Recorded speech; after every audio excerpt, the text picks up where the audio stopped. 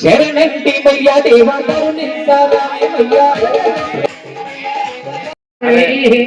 సహస్వతి ప్రసూరాస్థానం చతుర్మాసః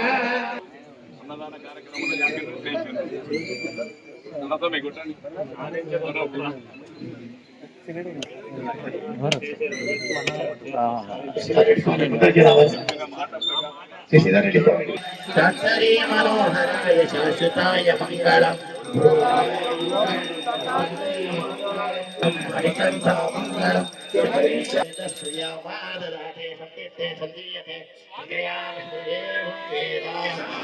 స్వామి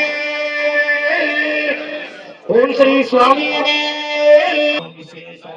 देवाय देवताय विभ्रांतकाय त्रिकालाय कालाय रुद्राय नीलकंठाय प्रचीनयाय सर्वेश्वराय सर्वाभूतेर्वाहपरवादये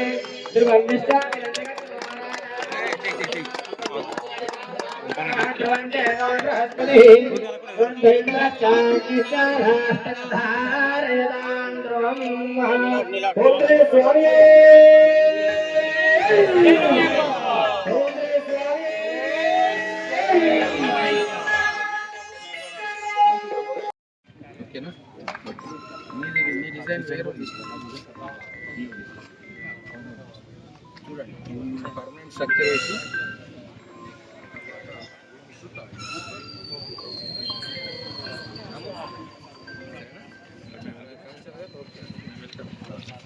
అన్ని దేవుళ్ళ ఉపాసకులు ఉపన్యాసకులు భక్తులు ఎన్నో సంవత్సరాలుగా భక్తి కార్యక్రమాలు చేస్తూ ఉన్నారు.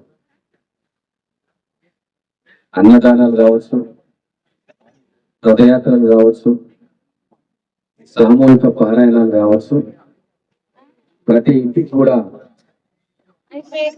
హైందవ ధర్మం చేరుకునే విధంగా కొన్ని వేల మంది ఎప్పటి నుంచో కూడా కృషి చేస్తూ ఉన్నారు.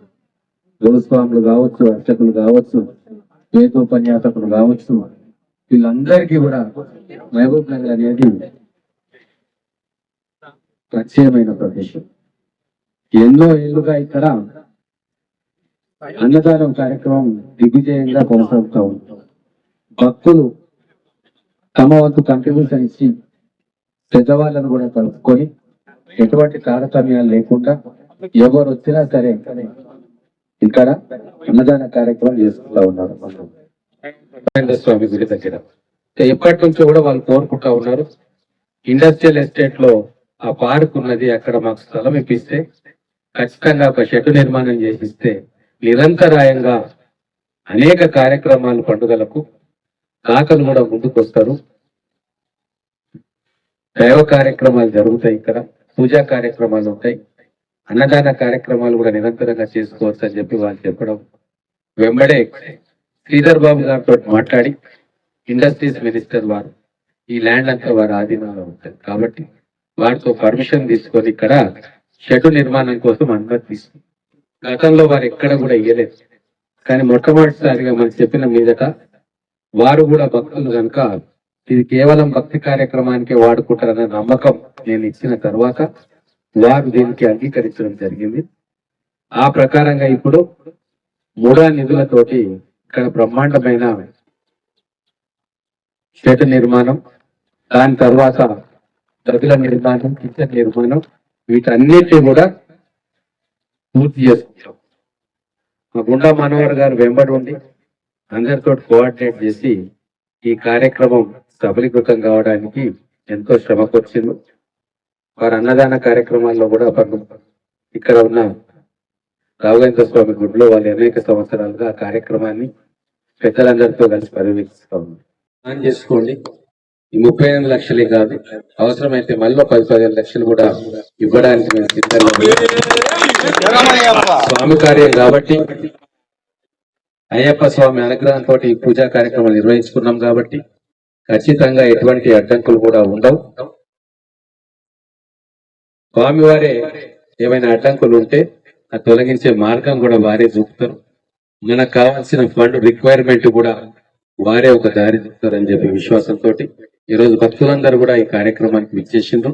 దీన్ని ఒక పవిత్రమైన క్షేత్రంగా మనం భావించి భక్తులకు పేదలకు అన్నం ప్రసాదించే ఒక దివ్య క్షేత్రంగా పవిత్రంగా దీన్ని మనం అందరం కూడా కలిసి కాపాడుకుందాం.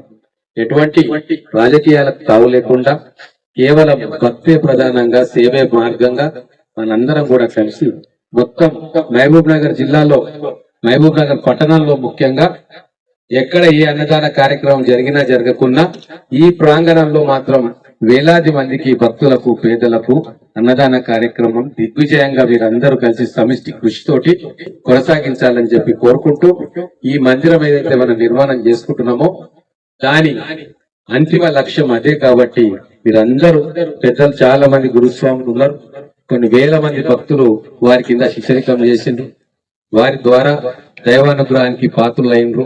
అటువంటి వాళ్ళందరూ కూడా తలా ఒక చెయ్యేసి నిర్విఘ్నంగా అన్ని పండుగల సందర్భంగా అంత అకేషన్ సందర్భంగా ఇక్కడ బ్రహ్మాండంగా భక్తి కార్యక్రమాలు జరుపుకుంటారని చెప్పి ఆశిస్తూ, అంతేకాకుండా విరామ సమయంలో అంటే పూజలు పురస్కారాలు లేని సమయంలో ఇక్కడ చుట్టుముట్టు ప్రాంతాల్లో ఉన్న పిల్లల్ని కూడా ఇక్కడ చేర్చి భగవద్గీత పారాయణము లేకుంటే ఇంకెవరినైనా పిలిచి మన ధర్మ బోధనలో ఖచ్చితంగా మీరు చేయాలని చెప్పి మీ అందరినీ కూడా రిక్వెస్ట్ చేసుకుంటున్నాను. జై హింద్, జై తెలంగాణ.